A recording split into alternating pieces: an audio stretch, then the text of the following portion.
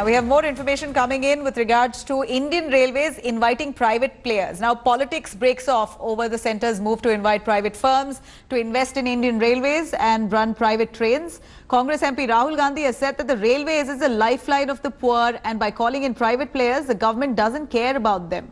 Remember, the centre has taken the first step to divest its total monopoly in the Indian Railways.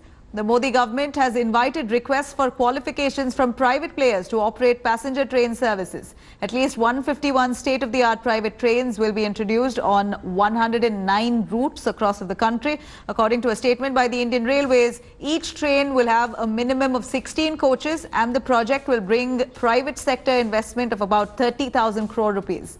The private trains will be high-speed trains designed for a maximum speed of 160 kilometers per hour.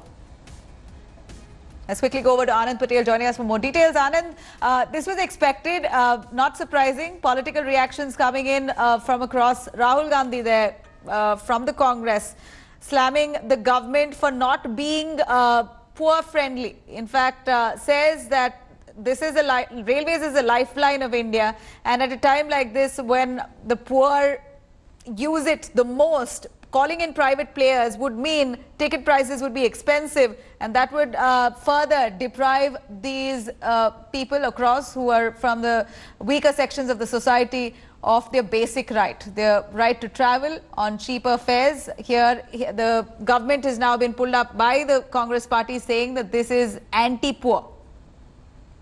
Well, yes, and he has a point, because we've seen recently during pandemic how the lakhs and lakhs of migrant laborers who were stuck in different corners of the country, the railways was put into service, and different zones of the railways division had to scramble for the trains to ferry them to their native homes. And this was done free of cost. Obviously, the state governments had to put in money, but there was a cost sharing between the center and the state. Imagine a similar scenario if the trains are private. What role would they play, and how difficult it would be to bring them into the picture? So clearly, Rahul Gandhi is targeting at that narrative in which these strategic sectors should not be handed over entirely to the private sector, and they should be kept ready in service for situations like this. Similarly, we've seen the Air India pressed into service to bring in stuck NRIs. So clearly, these sectors, be it railway or the aviation, are important sectors, service-related sector, related to the common man, and railways in particular, very useful for the common man, very useful for the poor people who use it for transit. So Rahul Gandhi is targeting that narrative. And also, we've seen the government making a lot of announcements during pandemic. During mid of May, we saw the government coming up with structural reforms in the 8 strategic sectors. But clearly, the government focus is very much on reform in all these sectors to bring in more investment.